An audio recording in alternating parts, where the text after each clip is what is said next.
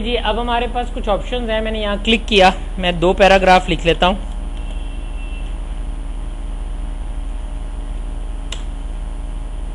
ये आपके पास 2 पैराग्राफ आ रहे हैं, जस्टिफाई कर लें इसको। अब आपके पास जो पैराग्राफ है, मैं ये चाहता हूँ कि जैसा ये मेरे पास पैराग्राफ लिखा हुआ है, इसमें कोई चेंजिंग आए, तो मैं इंसर्ट के अंदर एक ऑप्शन है मेरे पास ड्रॉप कैप के नाम से, इस पर क्लिक करता हूँ और जितनी भी लाइनें मैं ड्रॉप करना चाहता हूँ मैं यहाँ से क्लिक कर लेता हूँ। कितनी लाइनें ड्रॉप करना चाहते हैं, मैंने यहाँ पे क्लिक किया। जो भी बॉडी टेक्स्ट आपने इसका देना है, जो भी इसकी वर्कआउट करना है, वो यहाँ से चेंज कर दें। मैं कहता हूँ मैं यहाँ पे कॉमिक सेंस जो फ़ॉन्ट है वो यूज़ करता हूँ। 3 लाइनें मैंने ड्रॉप करनी है। ओके का बटन मैंने प्रेस किया और आपका टी जो है वो 3 लाइनों में आपको नज़र आ रहा है। आप इसका डिस्टेंस इंक्रीज करना चाह रहे हैं, इसके मार्जिन्स इंक्रीज करना चाह रहे हैं, जो भी सेटिंग आप यहाँ से परफॉर्म करना चाह रहे हैं वो आप यहाँ से यूज़ कर सकते हैं। यहाँ तक क्लियर है जी? यहाँ तक क्लियर? ओके। उसके बाद मैंने कहा ड्रॉप कैप। अगर आप इसका फ़ॉन्ट चेंज करना चाहते हैं, दोबारा यहाँ पे क्लिक करें और जो भी फ़ॉन्ट आप यूज़ करना चाह रहे हैं उसका नाम लिखकर आप एंटर कर दें। ओके करने से वो फ़ॉन्ट आपके पास सिर्फ उस करैक्टर पर अप्लाई हो जाएगा जहाँ पर आपने इसका यूज़ किया होगा। तो इस तरह से आपके पास ये वर्किंग आ जाएगी।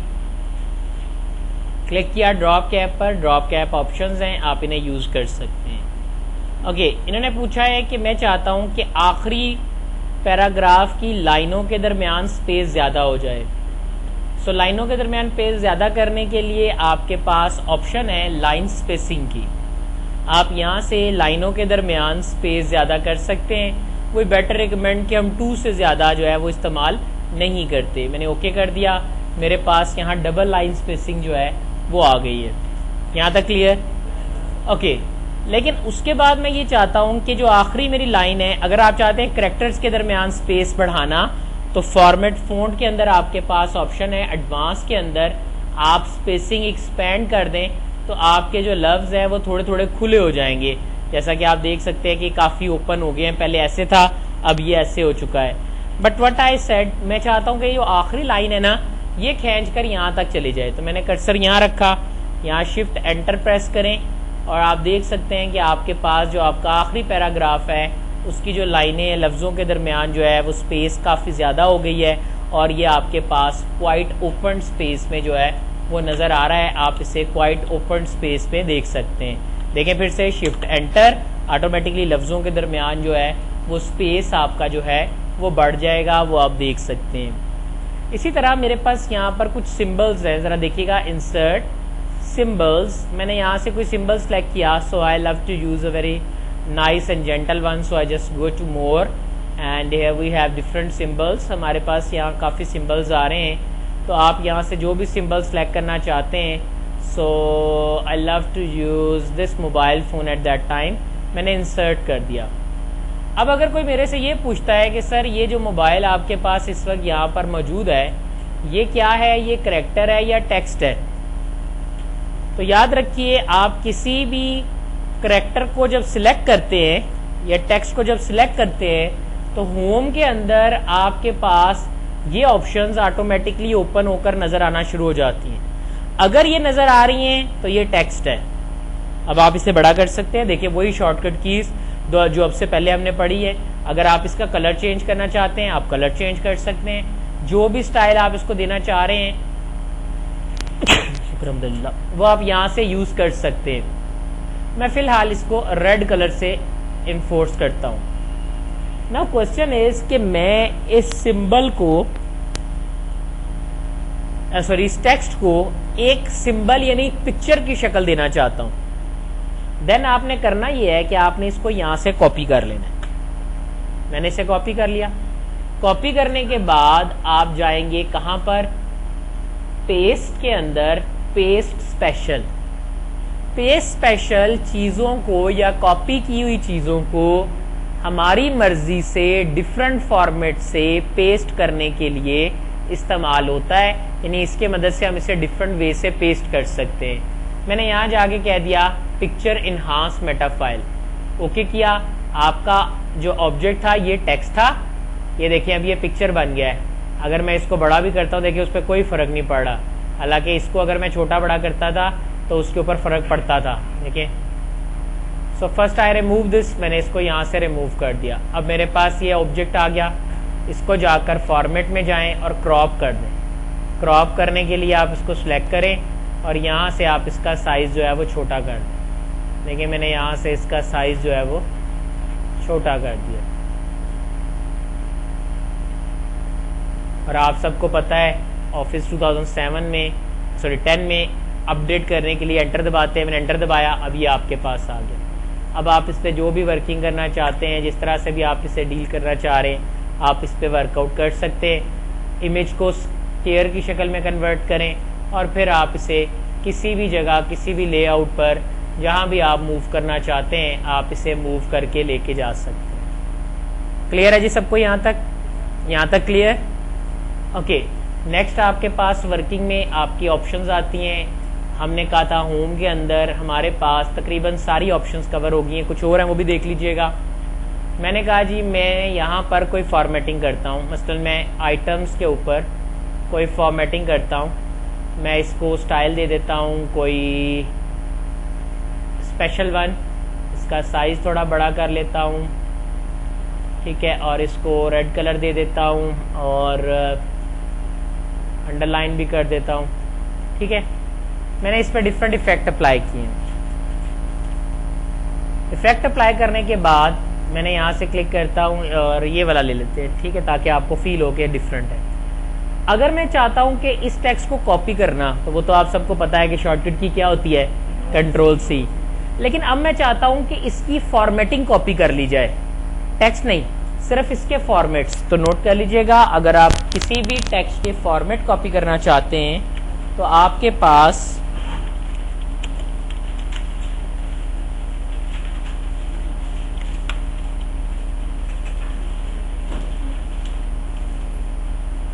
शॉर्टकट की है Ctrl+Shift+C,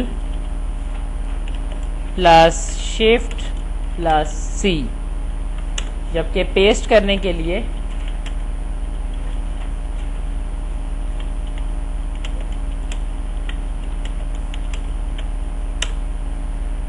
Ctrl+Shift+V, फॉर्मेट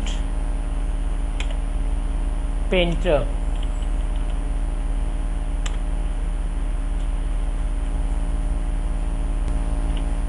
मैंने क्या किया जी, अब मैं कॉपी करना चाहता हूँ, मैं यहाँ रखता हूँ, ये ऑप्शन है, इस पर क्लिक करें, क्लिक किया, जहाँ पर इसको फेरेंगे ना वहाँ सारे वही फॉर्मेटिंग पेस्ट हो जाएगी। मैंने यहाँ रखता हूँ, डबल क्लिक करें, अब आप इसको फेरते चले जाएं। अब ये आपके पास ऑन हो गया है, आप जिस पर मर्जी ये फॉर्मेटिंग अप्लाई कर सकते हैं। शॉर्टकट की से करना चाहें तो यहाँ रखा Ctrl+Shift+C, और जहाँ पर आपने इसको पेस्ट करना है वहाँ जाके Ctrl+Shift+V।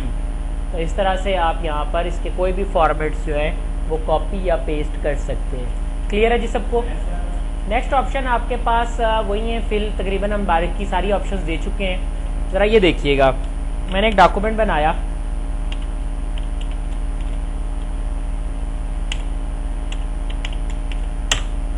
ये मेरे पास इस वक्त 7 पेजेस जो हैं वो बन चुके हैं। मैंने Ctrl+A किया, Ctrl+J कर लिया। ध्यान से देखना है, बड़ा इंपॉर्टेंट टॉपिक है। आज हम थीसिस राइटिंग से रिलेटेड कुछ बातें कर रहे हैं। थोड़ा सा सपोज करते हैं, इसको छोटा कर लेते हैं ताकि आपके पास ये इस तरह से आ गया है। अब मैं यहाँ कुछ जगहों पे जाता हूँ और हेडिंग ऐड कर देता हूँ। मैंने यहाँ गया, मैं यहाँ जाके लिखता हूँ हेडिंग 1। मेरा ख्याल है मैंने आपको कीज़ लिखवाई थी, नहीं लिखवाई तो नोट कर लें। There are 9 heading levels in MS Word. Number 1, starting from heading 1,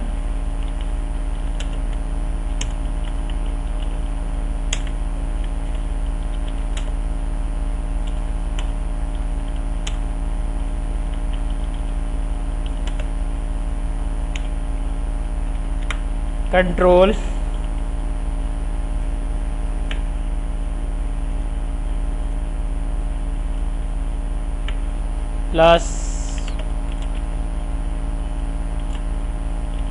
Alt+1, 3 तक सिर्फ याद रखनी है, बाकी वही है। Ctrl+Alt+2, Ctrl+Alt+3, इसकी ज़रूरत नहीं है, नोट कर लीजिएगा। ये एक बहुत बड़ा डॉक्यूमेंट है, इसके अंदर मैंने ये हेडिंग बनाई है। ये हम क्यों बना रहे हैं, ये मैंने हेडिंग बनाई। हेडिंग को थोड़ा सा बड़ा कर लेते हैं, थोड़ा सा जूम भी बड़ा कर लेता हूँ। चले,